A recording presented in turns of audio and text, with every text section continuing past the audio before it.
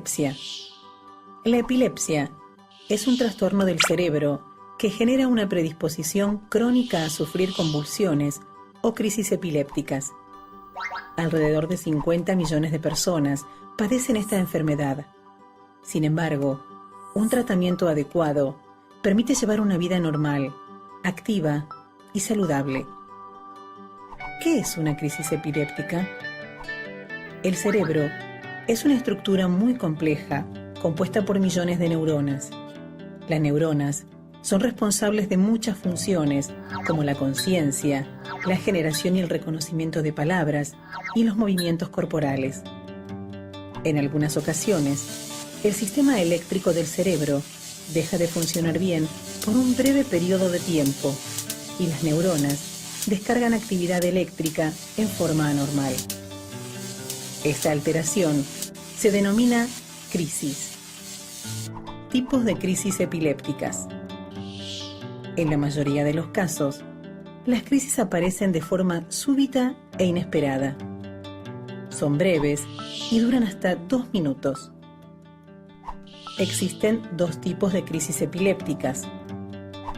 En las crisis parciales o focales, la descarga de actividad eléctrica se da en una sola zona del cerebro.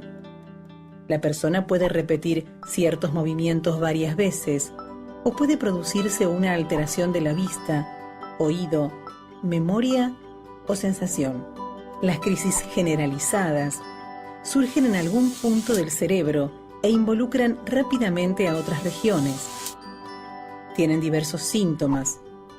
Los músculos se aflojan y la persona cae al suelo, o puede sufrir rigidez muscular en todo el cuerpo, o sacudidas masivas, súbitas y breves.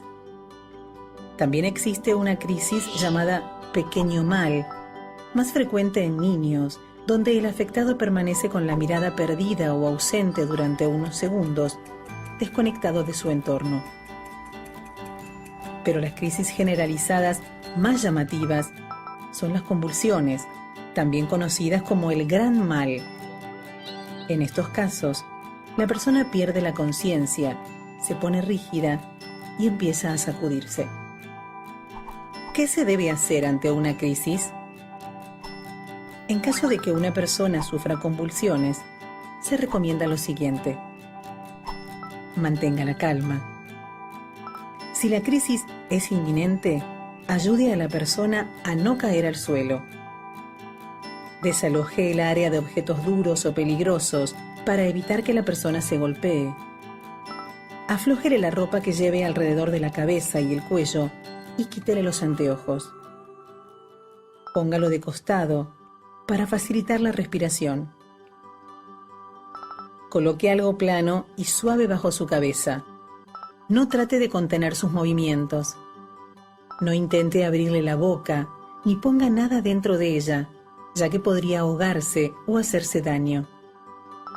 Permanezca con él hasta que la crisis haya terminado naturalmente, asegurándose de que recupere la conciencia. Muéstrese amigable y ayúdelo a encontrar un lugar para descansar y recuperarse. Un factor clave es la duración y frecuencia de las crisis. Es muy importante tomar el tiempo de la convulsión. Una crisis no debe durar más de 5 minutos. En caso contrario, llame a urgencias. También es muy útil anotar en un calendario la frecuencia de las crisis y comprobar si pueden relacionarse con un factor desencadenante. Cuando se produce una crisis de ausencia, no hace falta pedir ayuda, ya que esta solo consiste en una pérdida momentánea del sentido y hay pocas probabilidades de lastimarse. No obstante, observe al afectado cuidadosamente y explique a los demás lo que está sucediendo. Háblele tranquila y cordialmente y aléjelo de cualquier peligro sin presionarlo.